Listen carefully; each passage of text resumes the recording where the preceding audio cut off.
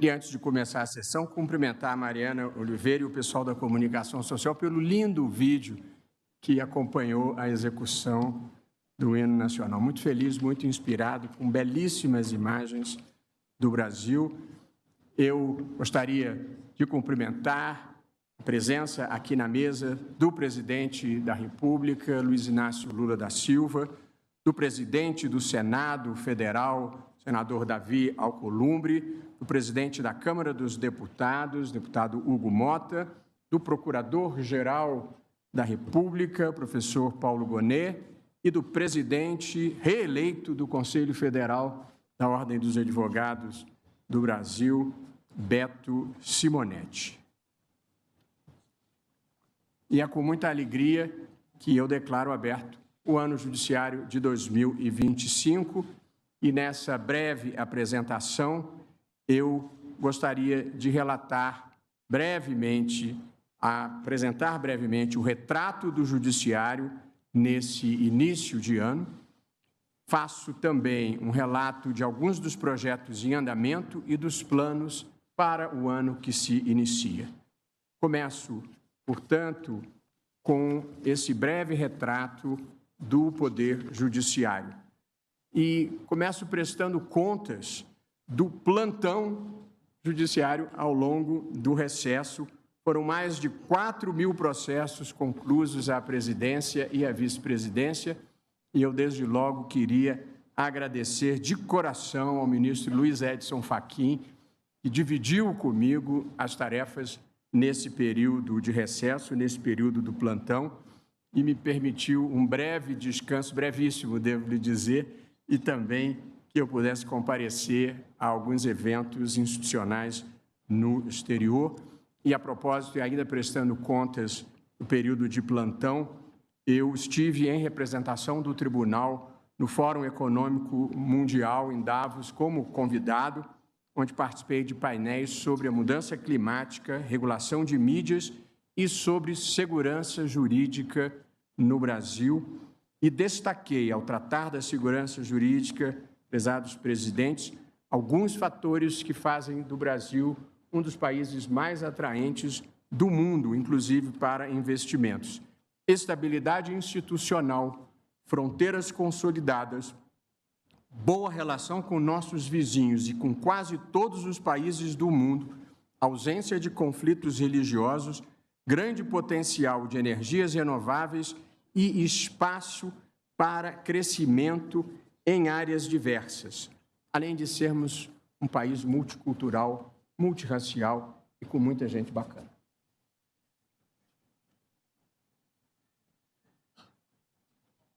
Também estive, igualmente como convidado, no período de recesso, nas universidades de Yale, Princeton e Harvard. Nas instituições de conhecimento pelo mundo afora, o Supremo Tribunal Federal é celebrado como a corte que ajudou a preservar a institucionalidade num momento da história em que se verifica a erosão democrática em muitos países, impulsionada pelo autoritarismo, pela arrogância e pela supressão de direitos. Apresento a seguir, para conhecimento de todos, alguns números do Judiciário. Começo pelo número de juízes. Somos 18.000 juízes e somos 280.000 servidores.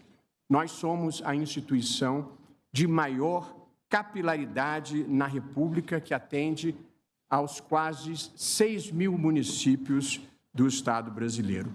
São 80 milhões de processos pendentes. E aqui faço o registro, nós conseguimos reduzir no último ano 4 milhões de processos. A maior redução em número de processos desde que se começou esta contabilização histórica.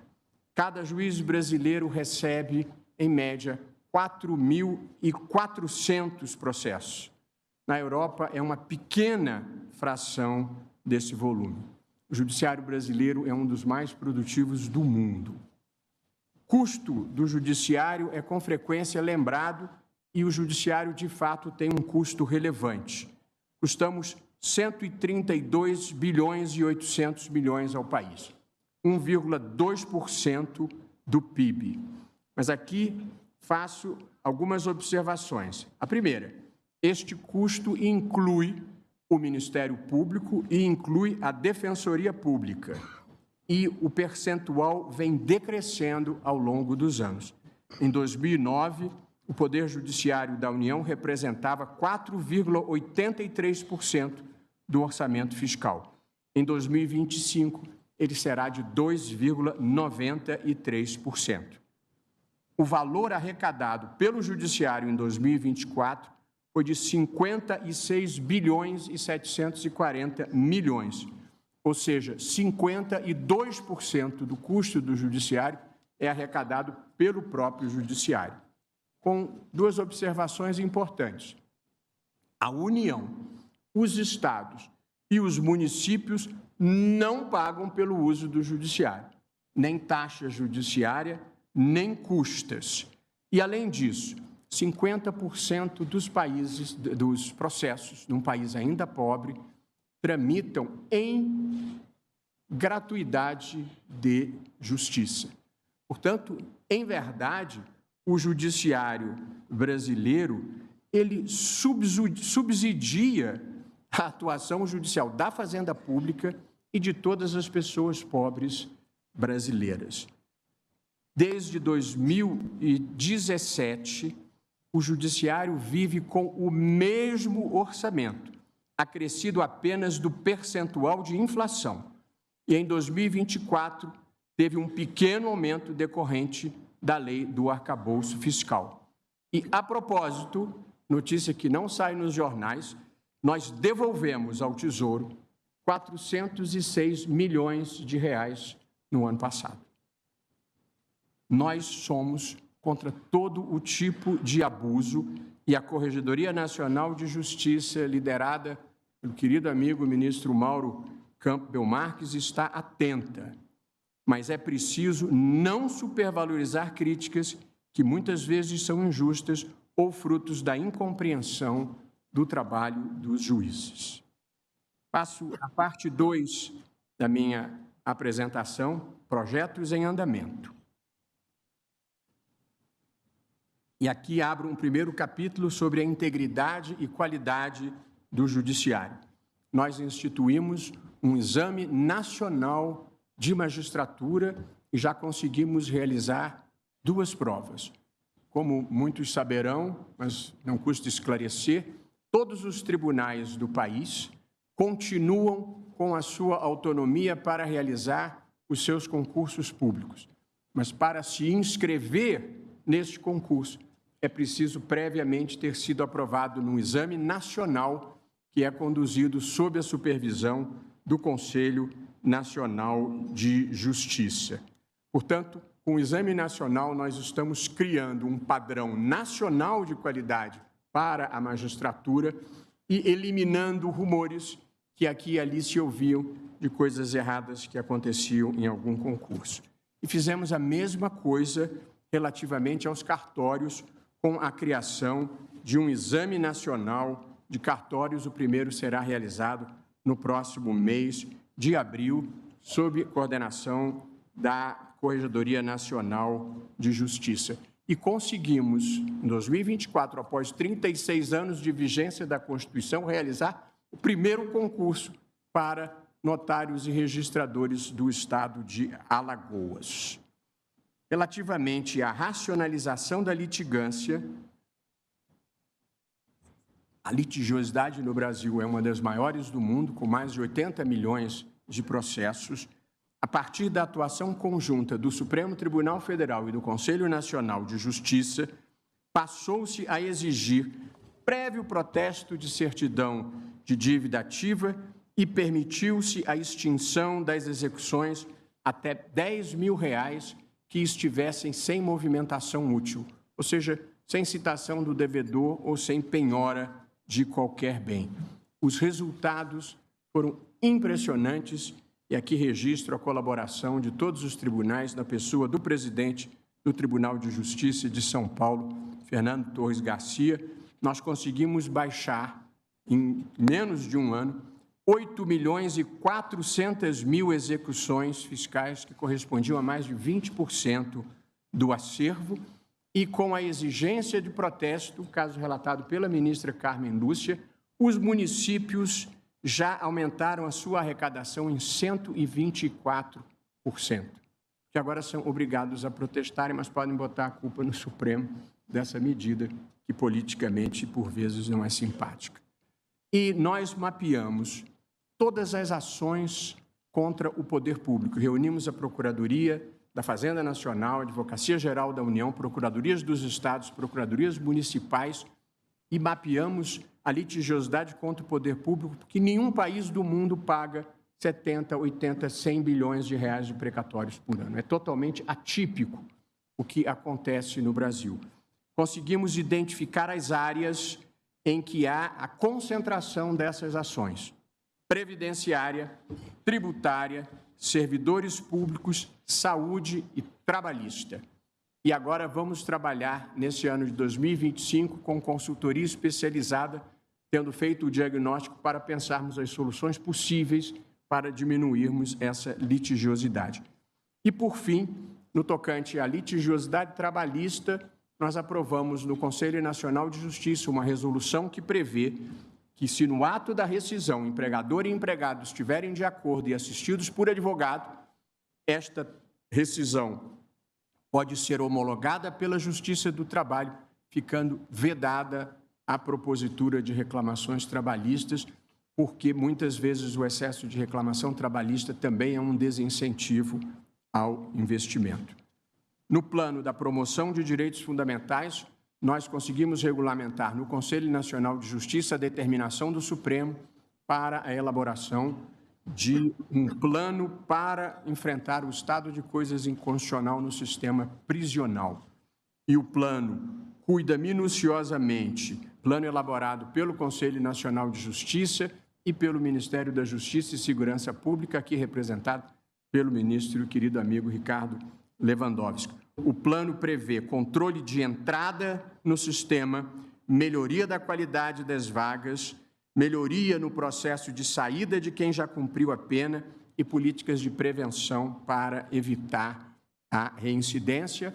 O plano foi aprovado aqui pelo plenário e agora todos os estados têm 6 meses para apresentarem os seus planos de enfrentamento ao problema grave do sistema prisional.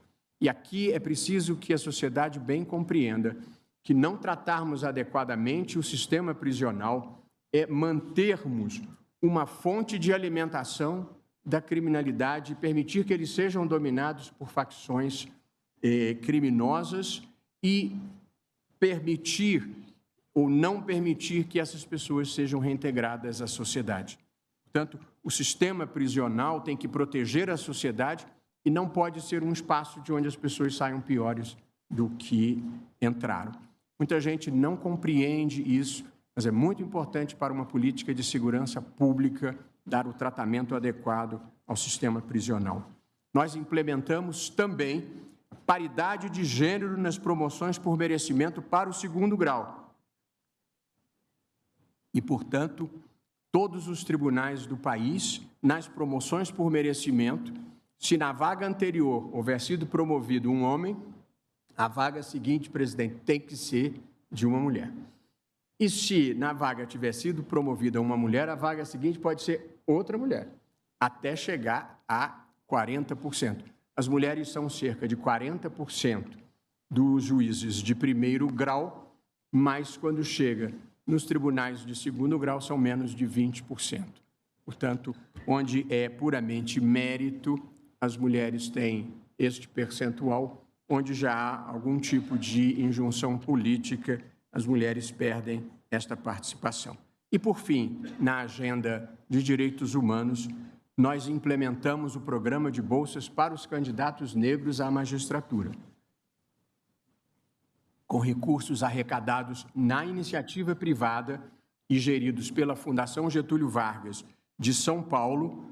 O CNJ estruturou um programa de bolsas que inclui vagas gratuitas, centenas de vagas gratuitas em cursos preparatórios e bolsas de R$3.000, uma ajuda de custo de R$3.000 para os 100 primeiros colocados do Exame Nacional.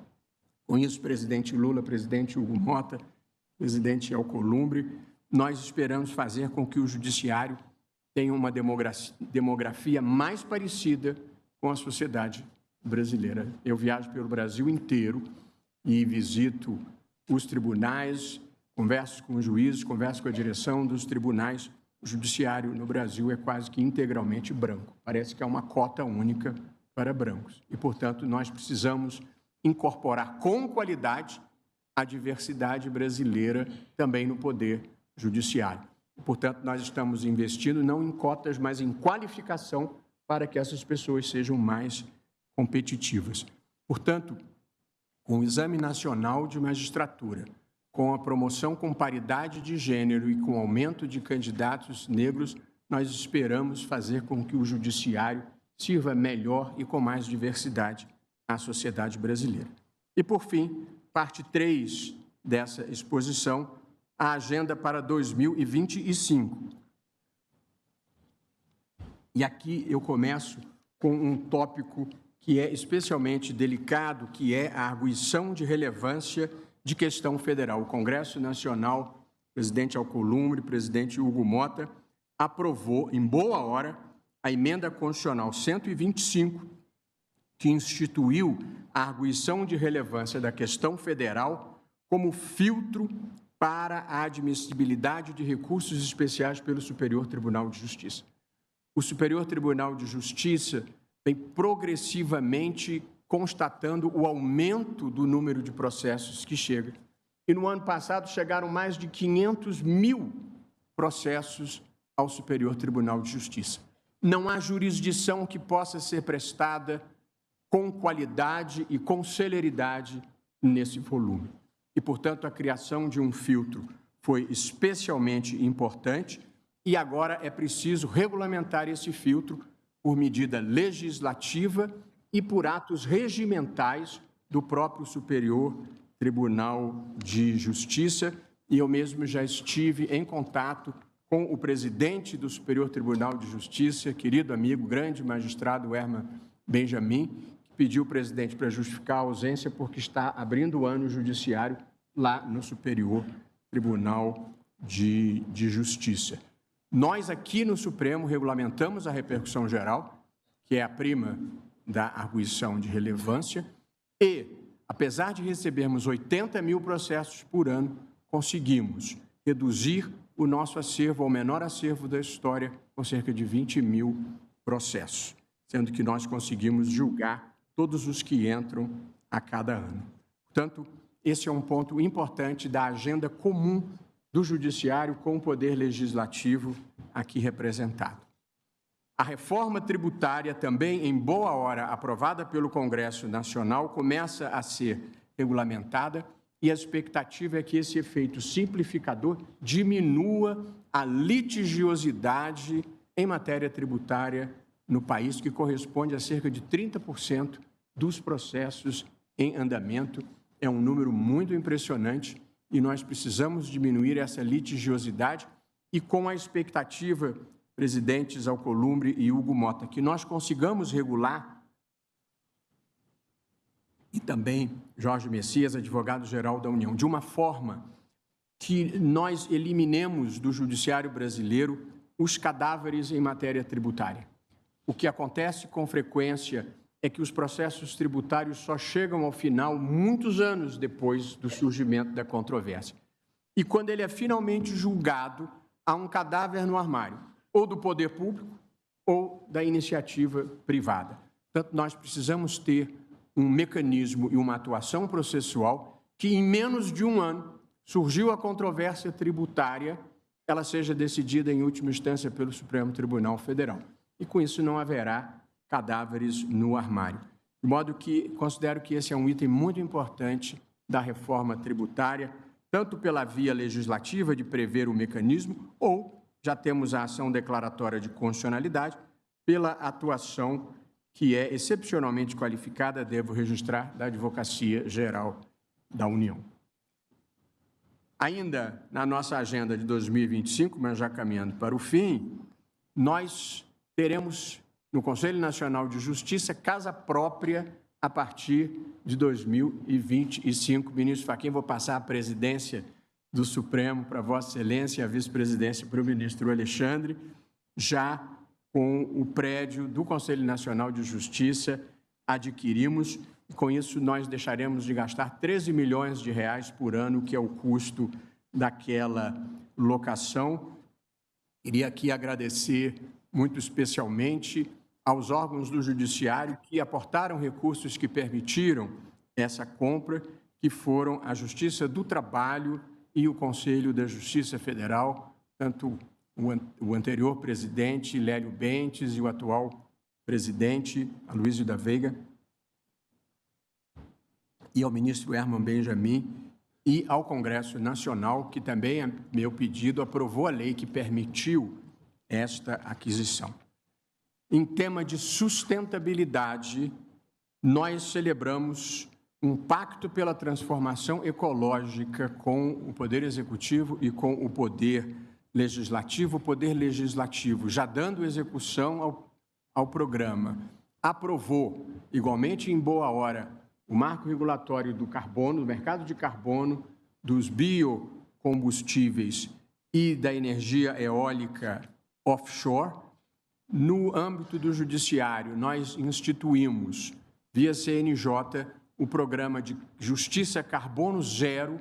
Todos os 91 tribunais do país, 92 com o Supremo, têm que apresentar, dentro de um cronograma, um plano de inventário das emissões, um plano para a redução das emissões e um plano para a compensação das emissões que não pôde reduzir.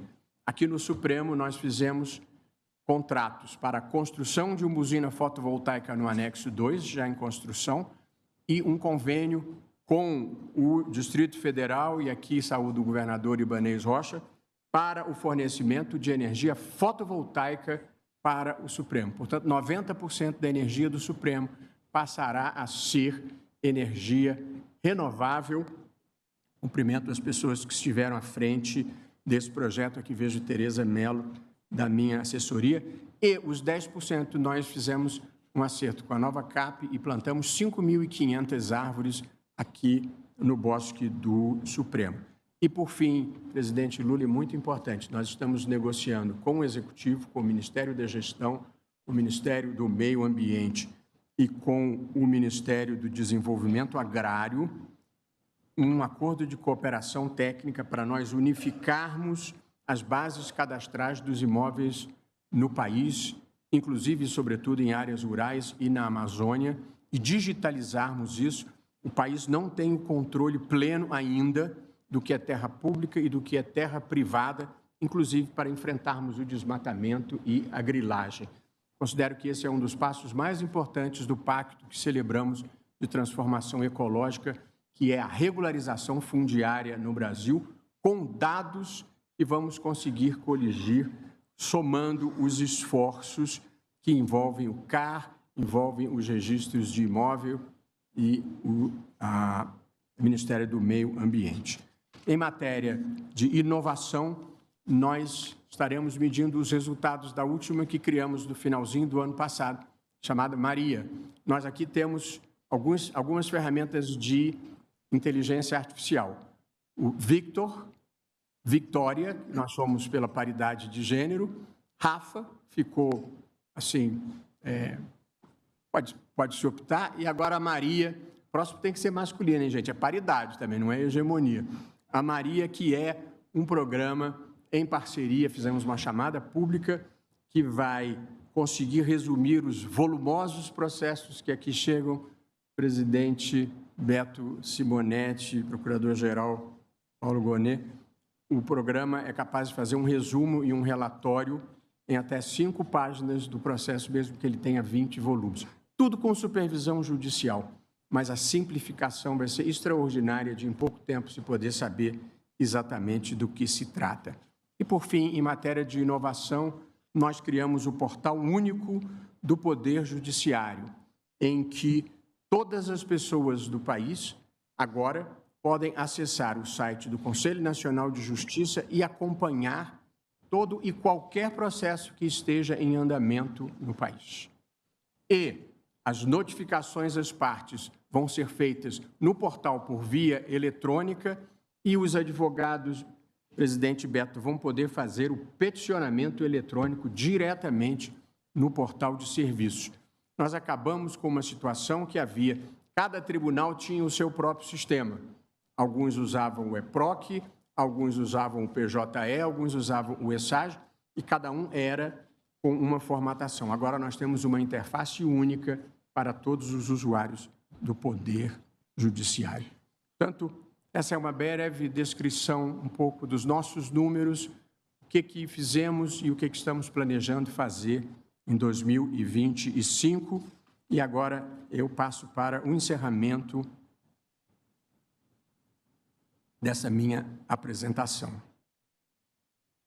Aqui deste plenário, que foi invadido, queimado, inundado e depredado com imensa fúria antidemocrática, nós celebramos a vitória das instituições e a volta do país à normalidade plena, com idealismo e civilidade. Não há pensamento único no país, porque isso é coisa de ditaduras, mas as diferentes visões de mundo são tratadas com respeito e consideração. A democracia tem lugar para todos, liberais, progressistas, conservadores, só não tem lugar para quem não aceite jogar o jogo pelas regras da democracia. Aqui estamos, os presidentes dos 3 poderes. O presidente Lula, que foi eleito com mais de 60 milhões de votos. O presidente Davi Alcolumbre, eleito com consagradores 73 votos em 81 senadores.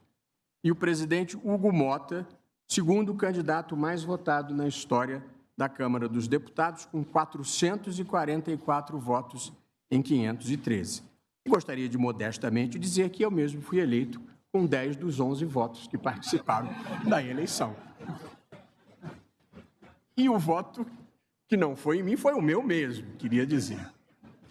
E lembro que todas as democracias reservam uma parcela de poder para ser exercida por agentes públicos que não são eleitos pelo voto popular, para que permaneçam imunes às paixões políticas de cada momento. Esses somos nós. O título de legitimidade desses agentes é a formação técnica e a imparcialidade na interpretação da Constituição e das leis. Nós decidimos as questões mais complexas e divisivas da sociedade brasileira. E, naturalmente, convivemos com a insatisfação de quem tem interesses contrariados.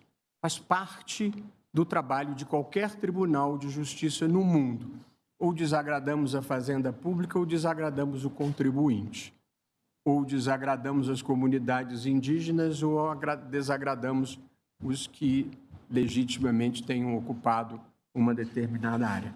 Faz parte do nosso papel. O juiz tem que ser um profissional bem analisado, porque há sempre um grau de insatisfação e de rejeição. Faz parte da vida e nós não devemos nos abalar com isso. E é assim em todas as cortes constitucionais do mundo, dos Estados Unidos à África do Sul, da Colômbia a Israel. Mas os 3 poderes aqui presentes são unidos pelos princípios e propósitos da Constituição. Somos independentes e harmônicos como manda a Constituição. Porém, mais do que isso, nós somos pessoas que se querem bem e, acima de tudo, querem o bem do Brasil. Com boa fé e boa vontade, quase tudo é possível nessa vida. Faremos coisas boas juntos, presidente Lula, presidente Hugo Mota, presidente Davi Alcolumbre, como já atuamos irmanados com a Procuradoria-Geral da República, aqui representada pelo professor Paulo Gonet, e a advocacia representada por Beto Simonetti.